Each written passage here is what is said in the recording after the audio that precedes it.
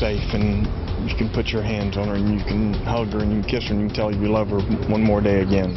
We're happy to report the safe end to the scare of a lifetime for the family of this 13-year-old girl. Right now, she and her dad are on their way home to Cypress from Tennessee, where she was pulled over by a state trooper. The girl took her brother's car and hit the road to meet a boy in Kentucky she met online. She drove from northwest Harris County through Hope, Arkansas, and got as far as Nashville. Now, Larry Seward is live in the family's neighborhood tonight. A great celebration there, I'm sure, Larry.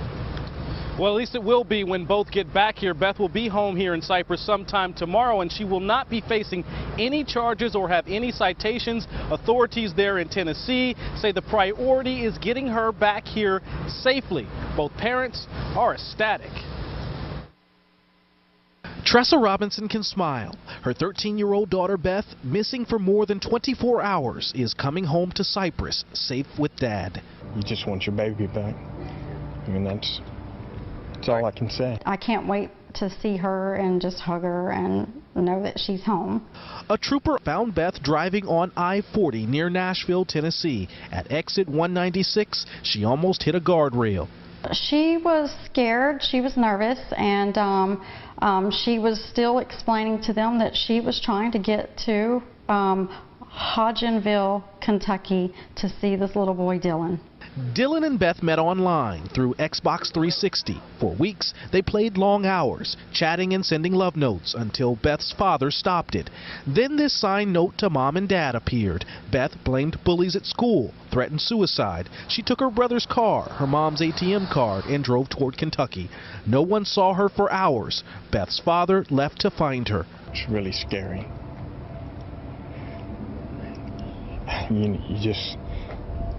I had 14 hours of driving, and, all you want to know is that you can hold her again and you can tell her you love her.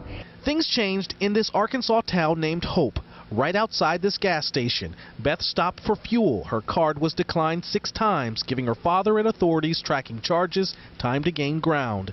Strangers gave Beth gas money, but authorities in Tennessee were waiting.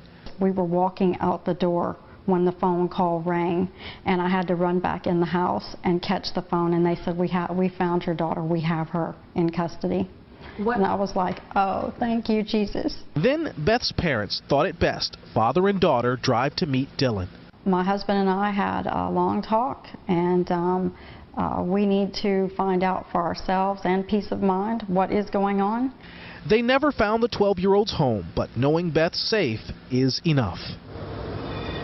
And one other development, it turns out Beth, when she was leaving and running away, she swapped plates on her brother's car with those from a neighbor's vehicle. So tonight, her mom's also trying to sort that out. We are live in Cypress. Larry Seward, KHOU 11 News. One thing we need to realize is our children have so many privileges, and there are not rights for them to have.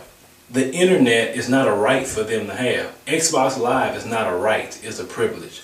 All these kids walking around with cell phones. They got iPads, iPods, and half of them not doing anything to earn these sort of things. This little girl spent all her time with Xbox Live conversating with supposedly a little boy on the phone. And see, her parents should have recognized this girl staying in that room too much. They should have went in there and said, what you doing in this room so much?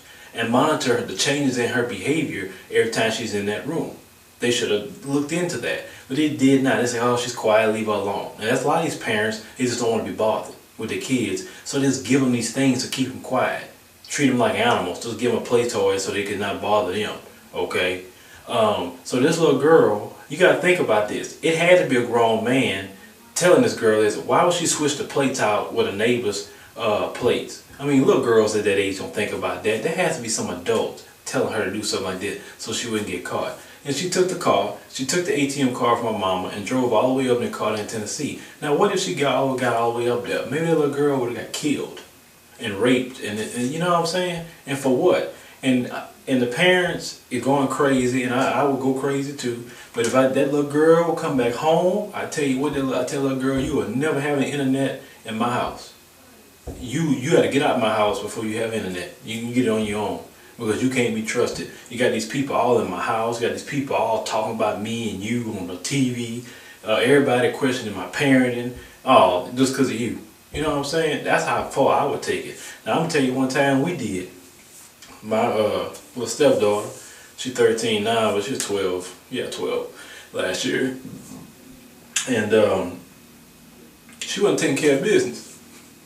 Always on that phone. Always watching Netflix. Okay. So we said, your grades going down ever since you got that phone? You can't stay off Netflix? We was like, you know what? We took the phone until she said your grades improve. She had the phone for 6 months. We took the TV, we cut off the Netflix from them, not from us. Took the Netflix off, blacked out the TV, and they didn't see TV for about a good 3 months.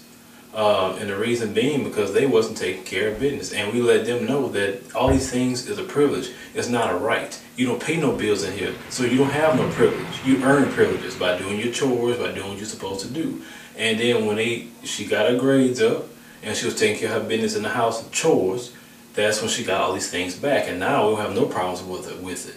You get what I'm saying? But we still spot check that cell phone. If I see her on the phone too much, I'll go check online and see what number she's texting a lot. And if I see a number way too much, I'm going to find out whose this number is. You better tell me the truth, because I can know when you're lying, or we're going to find out ourselves, or you just won't have the phone. Because you got to monitor your children. They're like I said, they're not animals, so you say, hey, give them this and keep them quiet. No, they're human beings. You got to protect them. And they got all kind of slick devils out here that's trying to harm your kids and draw them away so they can do things to them.